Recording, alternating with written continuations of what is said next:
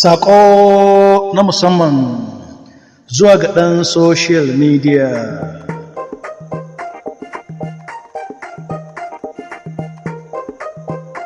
Ya kai ɗan social media, ka sani lokacin da kake washe baki wai an kira ka Abuja an baka masauki da abinci mai daɗi da 'yan kuɗin da ba su isa maganin ciwon kai ba a nan gida Arewa. 'Yan bindiga ga sunan suna ta kashe al'ummarka, 'yan uwanka da danginka.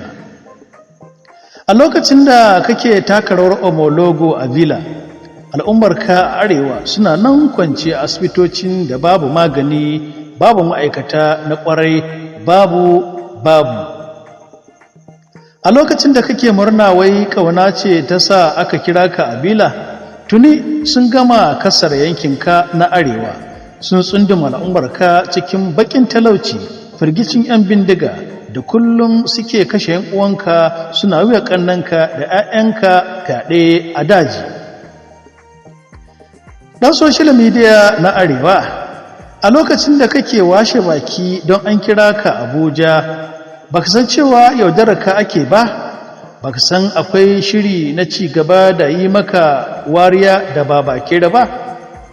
Shin ka taɓa tunanin yadda gwamnatin nan take fifita yankin shugaban ƙasa da ayyukan raya ƙasa fiye da yankinka na Arewa?